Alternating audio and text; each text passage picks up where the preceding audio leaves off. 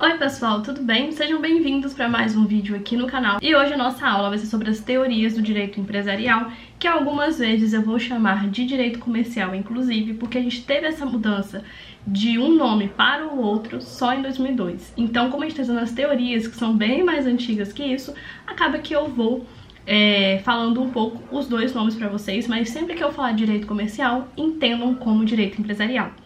Se você gosta do tipo de vídeo, já se inscreve aqui no canal, deixa o seu like que ajuda muito. E eu quero conversar com vocês uma coisa. Toda vez que eu estiver aqui dando uma aula pra vocês, o resumo será vendido, tá bom? Toda aula tem o seu resumo, e esse resumo tem um preço bem simbólico, tá? E ele vai estar com o link sempre aqui embaixo no box de informações.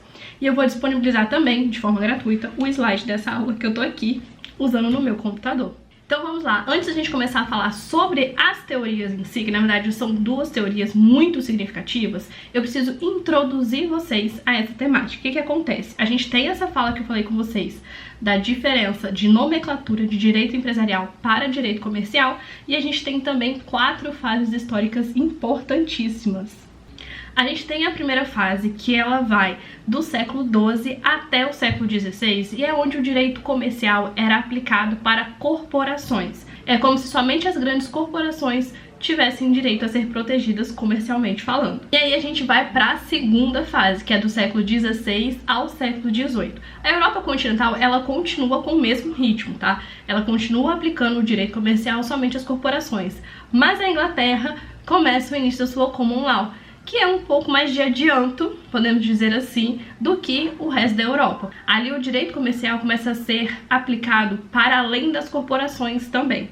E a gente já pula para a terceira fase. Essa fase vai do século XIX até o século XX. O que acontece? Aqui a gente tem um surgimento, se não me engano, deixa eu confirmar isso, em 1808, do Código Napoleônico. Ou seja, França, gente.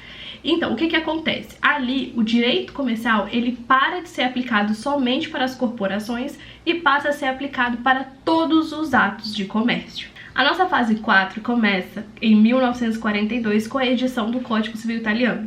O Código Civil Italiano, ele tira esse conceito de atos de comércio e coloca o conceito de empresa. E aí é que tudo muda.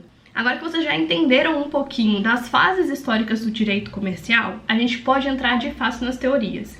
E a primeira teoria que a gente tem é a teoria dos atos de comércio. Como eu falei com vocês anteriormente, a teoria dos atos de comércio, ela está na terceira fase do histórico do direito empresarial, do direito comercial. Então a gente tem uma transformação do direito comercial. Ele para de ser aplicado somente às corporações e passa a ser aplicado para qualquer pessoa que pratique um ato comercial. Um ato comercial, compra, venda. Então assim, não tem muitos requisitos, por assim dizer. Qualquer cidadão comum que praticar um ato de comércio será protegido pelo direito comercial. Eu vou ler para vocês o que vocês podem gravar como conceito da teoria dos atos de comércio. Qualquer cidadão pode exercer um ato mercantil e, ao explorar o comércio, adquire acesso a todos os direitos e deveres estabelecidos pela legislação do direito comercial. Portanto, considera-se comerciante aquele que pratica os atos de comércio. A teoria da empresa é uma teoria italiana de 1942, como a gente viu lá quando a gente falou sobre as fases históricas do direito comercial, e a gente tem aqui uma mudança muito significativa, porque a gente passa a falar agora de empresa e não de atos de comércio. Quando a gente fala de empresa, significa que a Itália uniu o Código Civil e o Código Comercial. Como a gente tem aqui também no nosso, né? O nosso Código Civil, ele é unido com uma parte do nosso Código Comercial, porque a gente ainda tem, quando se trata de um pouco de direito marítimo, a gente tem o nosso Código Comercial ainda de 1830. A partir do momento que o direito civil e o direito empresarial estão unidos, significa que a gente tem uma codificação privada, porque a gente sabe que são institutos do direito privado, né?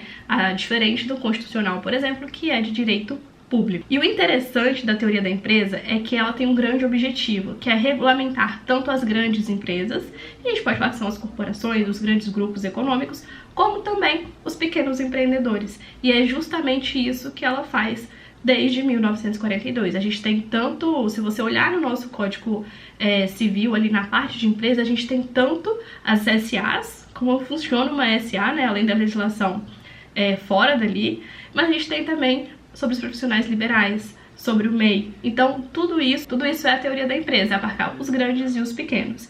E eu vou ler para vocês aqui o conceito de teoria da empresa. A empresa é definida como uma atividade cuja essência é a obtenção de lucro, oferecendo ao mercado bens de consumo ou serviços organizados de acordo com os fatores de produção, que incluem força de trabalho, matéria-prima, insumos e tecnologia. É muito parecido com o que a gente tem hoje com a definição de empresa do nosso Código Civil. Uma coisa também que é importante ressaltar, que a teoria ela tem 3 aspectos. Primeiro ponto, quem pode exercer a empresa é uma pessoa tanto física como jurídica. Segundo ponto, precisa ser uma atividade organizada. E o terceiro ponto é um trabalho, é exercido de maneira profissional. E assim a gente encerra a teoria da empresa, o estudo sobre a teoria da empresa. No nosso resumo que está sendo vendido, que está aqui abaixo o link, você consegue também, dentro desse resumo, uma tabela comparativa. Então você consegue, eu coloquei para vocês tanto as fases históricas, origem de criação e conceito de um lado da teoria dos atos de comércio e do outro lado da teoria da empresa, para vocês terem uma comparação e um resumo muito bem feito, muito bem explicado. Então é isso, espero que vocês tenham gostado. Semana que vem eu volto com mais aulas pra vocês. Um beijo enorme, até nosso próximo vídeo. Tchau!